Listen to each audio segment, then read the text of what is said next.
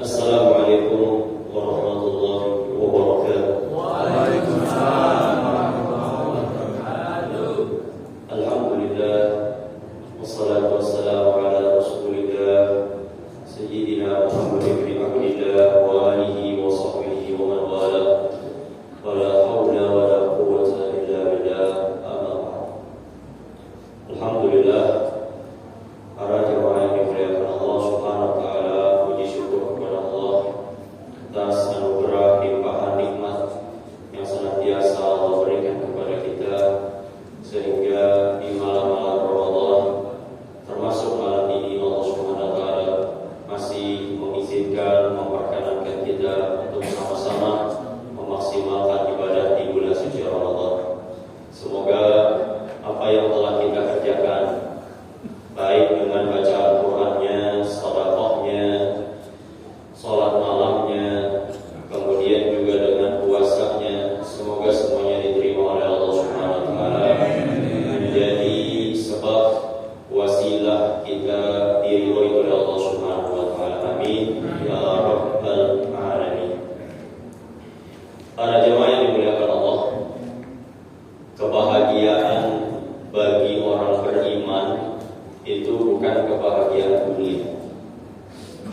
Kesuksesan itu bukan di dunia, tapi kesuksesan, kebahagiaan itu yang hakikat adalah di dalam surga.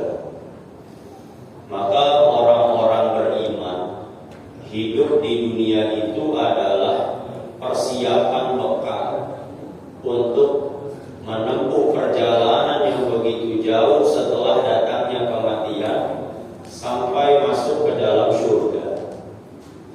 Maka agar kita bisa menjadi orang-orang yang berbahagia, orang-orang yang sukses di akhiratnya Allah Subhanahu wa taala, itu tidak ada cara lain kecuali mengikuti orang-orang yang sudah sukses.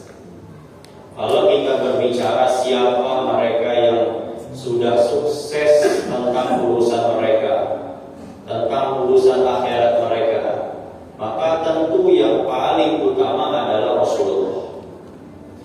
Siapa lagi setelah Rasul? Para pewaris Rasul, yaitu para ulama. Maka agar kita bisa bahagia nanti di dalam surga, tidak ada cara lain kecuali mengikuti apa yang diajarkan para ulama, yang mereka menyampaikan itu semua daripada Rasul sallallahu alaihi wasallam. Jangan sampai kita fokus dengan kebahagiaan dunia, mengejar kesuksesan dunia, tapi lupa mengejar kesuksesan akhirat. Ini berbahaya. Banyak orang-orang sekarang ingin hidup enak di dunia, ingin bahagia di dunia, tapi lupa bahwasanya kehidupan yang sesungguhnya bukan di dunia, sehingga akhiratnya ditinggalkan, sehingga tidak mau beribadah, sehingga kesempatan-kesempatan yang Allah berikan semuanya disia-siakan. Maka bulan Ramadan ini harus dimaksimalkan sebagai bentuk kita mengusahakan kebahagiaan kita di hadapan Allah Subhanahu wa taala. Maka ada seorang ulama, bahkan banyak di antara ulama-ulama kita yang telah mengajarkan agar kita bisa menjadi orang yang berbahagia, menjadi orang yang sukses di dalam surga. Di antara ulama yang mengajarkan tentang kesuksesan tersebut adalah Al-Imam Dhunnun Al-Misri rahimahullah ta'ala. Apa kata beliau? Asbabus sa'adah, di antara sebab kita bisa menjadi orang yang sukses. Maka ini disampaikan tujuannya hanya satu, Bapak Ibu, agar saya dan kita semua bisa menjadi orang yang sukses di hadapan Allah. Apa yang dipesankan oleh Imam Dhunnun Al-Misri agar kita bisa menjadi orang yang sukses di dalam surga, masuk ke dalam surga bi ghairi hisab, tanpa harus melalui hisab. Yang pertama kata beliau adalah hubbus sholihin, mencintai orang soleh, mencintai para ulama. Kenapa dengan mencintai para ulama? Karena Nabi Shallallahu Alaihi Wasallam bersabda, "Yuhsyarul mar'u ma'a man ahabba." Seseorang akan dikumpulkan nanti di akhirat bersama orang-orang yang dia cintai selama di alam dunia. Kalau dia cinta kepada para ulama, maka mereka akan dikumpulkan bersama para ulama di dalam surga. Kalau dia cinta kepada Nabi, maka dia akan dikumpulkan kembali bersama Nabi di dalam surga. Maka ada seorang sahabat bernama Sayyidina Anas bin Malik radhiyallahu anhu. Beliau katakan, tidak ada hadis yang paling menggembirakan hati saya ketika saya mendengarnya melebihi hadis yang tadi keluar dari lisan Rasulullah. Kenapa demikian? Karena saya cinta dengan Nabi. Saya betul-betul ingin dekat-dekat dengan Nabi. Harapan dengan kecintaan inilah nanti saya akan berkumpul kembali dengan Nabi di dalam surga. Maka bulan Ramadan ini dijadikan seharusnya menjadi bulan untuk kita mencintai para ulama. Cinta kepada para ulama, caranya diantaranya adalah hadir di majelis-majelis mereka. Maka tatkala ada kajian, tatkala ada majelis ilmu agama di masjid-masjid kita, di musala-musala kita, hadiri, karena itu bentuk kecintaan kita kepada mereka. Dan ini perlu kita tanamkan agar kita tidak berani membenci para ulama. Karena saat ini kita sudah berada di zaman kita dibentur-benturkan dengan ulama, dimasukkan ke dalam hati kita agar bagaimana kita benci kepada para ulama. Waliyadzubillah. Maka jika ada orang yang mengajarkan kebencian kepada para ulama, jangan temani orang tersebut. Kalau ada majelis yang mengajarkan kebencian kepada para ulama, maka jangan datangi kembali majelis tersebut. Karena tatkala kebencian ditanamkan di dalam hati kita, bukan hikmah yang Allah turunkan, tapi kerasnya hati yang ada di dalam hati kita. Ini perlu untuk kita tanamkan, Bapak Ibu. Al-Imam Syafi'i rahimahullah ta'ala beliau katakan, "Uhibbus salihina wa lastu minhum."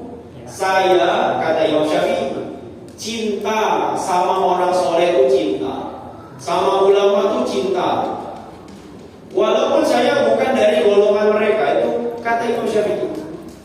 Kenapa? La'alli an anala bihim syafa'ah. Karena saya berharap dengan sebab kecintaan saya kepada para ulama, kelak saya nanti dibangkitkan di akhirat, dimasukkan ke dalam surga bersama para ulama. Maka mencintai para ulama, mencintai orang-orang soleh, ini diantara tanda, diantara asbab kita bisa menjadi orang yang sukses di dalam surga Allah Subhanahu wa ta'ala. Itu yang pertama. Yang kedua, kata Imam Zunnun al-Misri, agar kita menjadi orang yang sukses adalah tilawatul Quran, membaca Al-Quran. Ramadan adalah bulan di mana Allah turunkan Quran. Syahrul Ramadan alladzi unzila fihi al-Quran. Kata ulama, kalau bulan Ramadan kita nggak bisa memaksimalkan diri untuk membaca Al-Quran, lantas kapan kita mau membaca Al-Quran? Maka dikala masjid kita mengadakan tadarus bersama, buat program membaca Quran bersama, hadiri majelis tersebut. Agar apa? Agar kebiasaan membaca Al-Quran itu teruskan sampai Ramadan kita selesai. Ramadannya selesai, bacaan Qurannya terus berlangsung.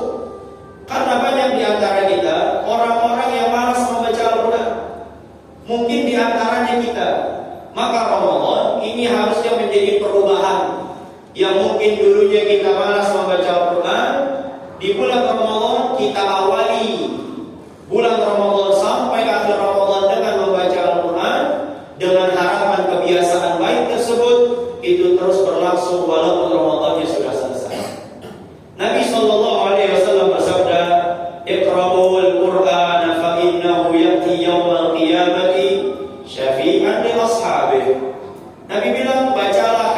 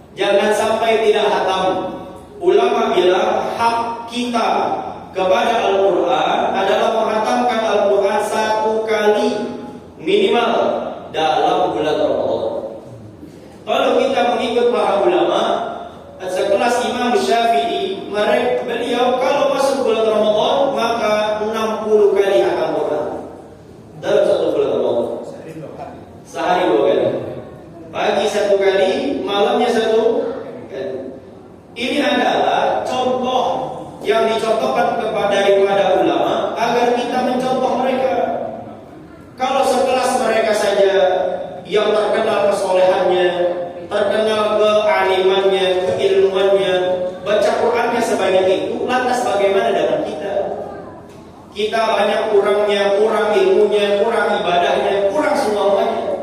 Maka jangan sampai kita malas untuk membaca Al-Quran.